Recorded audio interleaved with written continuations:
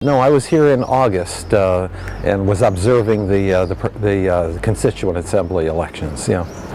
Well, I think from an outsider's point of view, it was free and it was open. It was peaceful.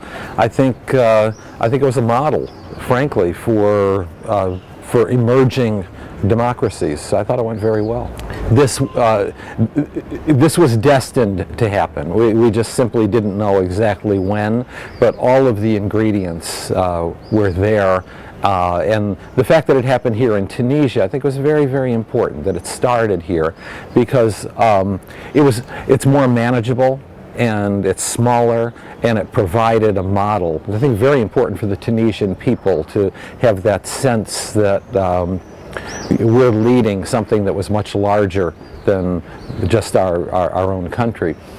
Secondly is that it was a demographic model. We hear a lot, we see a lot of young people, who have higher and higher expectations for their lives, and at the same time fewer and fewer opportunities. And so historically those are the ingredients for a clash. And so the clash happened, and it happened, I think, for the right reasons. Revolutions never achieve their goals, their ideals. Those that carry the great ideals with them are always works in progress. And so, I'm American, and our American revolution is still unfolding 240 years later. The French Revolution is still unfolding.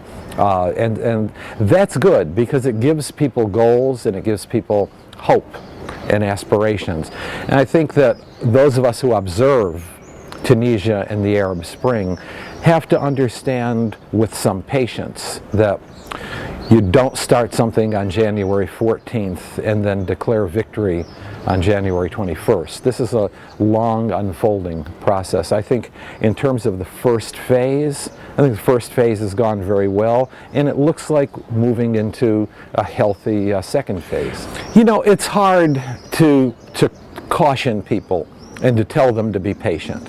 But I'm looking at you, and I'm looking beyond you, and I'm saying, we have to be patient. This is a long unfolding process. And a professor of mine once told me in college, a professor of religion, he said, "John, God writes straight with crooked lines." And so the goals will be achieved, but they're going to be jigs and jags and bumps in the road as you go along. You want jobs. Safety and security and stability, a lack of crime. All those are the goals, and what you've done is you've taken a giant leap towards those goals, but now it requires hard work. We're right in the middle of a storm, and so it's very hard to predict which model will be followed. But let me say this about Ennahda. They were organized, and in this context, when people are standing on an earthquake, they want jobs, but they also want some comfort, some stability, some security, and Ennahda was the best organized at the time. Now, with Ennahda winning, that now is, I think, the fire that the opposition needed to say, if we're going to battle Ennahda, we have to come up with some sort of common, well-organized plan and some leadership. Otherwise, Ennahda wins again.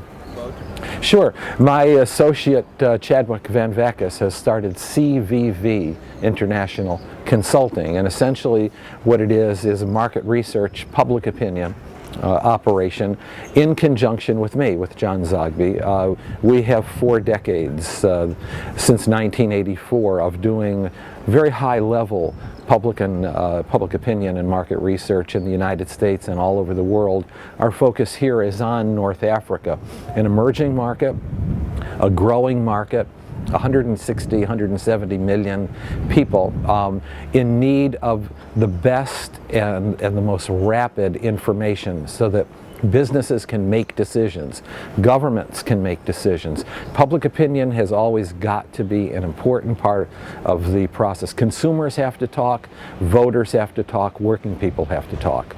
Working with a domestic investor who was building the company right here in Tunisia to cover Northern Africa. I mean, so far, though you hear, and I've certainly read about what we call the red tape, the bureaucracy. To the best of my knowledge, this has been seamless. And in fact, May 4th, I don't know when this airs, but May 4th, there's a significant event with the American Chamber of Commerce and with others in which we've invited prominent business leaders, and we haven't seen any complications yet whatsoever. In 5 years, we would like the Zogby brand, together with Mr. Van Vakis, to be one of the dominant players in the world of market research and public opinion. And so in the world of politics, that's one where, you know, we have made a significant reputation with accurate and strategic information for political candidates and parties. We want to bring that same thing to companies. So when people mention public opinion research in the Maghreb, you know, throughout Northern Africa, the MENA region, we want them to not go alphabetical and see Z at the bottom of the list. We want the Z up at the top of the list. We're good. We're very good at what we do. We have a very good name and reputation. I'm going to issue a warning right here on your tape and indicate that we're going to be out there making proposals, competing, and I'm sure doing very well. I think we have a very good start already. Yes. What we're here to do is raise the entire market, and then our place within that market. So I think there's plenty of opportunity, tremendous opportunity for investments, tremendous opportunity for growth of democracy. We still have, what, 3-4 more phases of this revolution to popular democracy. All of that's going to require the best information possible. And that's the sort of thing that you know, allows us to enter the picture, because that's what we provide. You have to let people tell their own story, so that as a candidate or as a company, you then can understand that story and tell people right back to them, I'm listening, I understand. You know, a candidate can only meet so many people.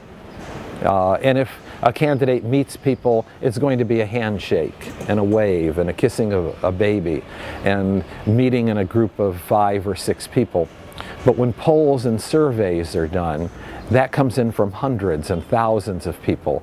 And a good company like ours is able to interpret what that means, and interpret it objectively.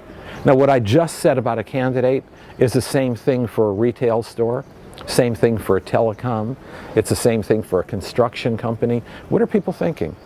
You know, can an architect anymore say, I want this design, I want it to look like this?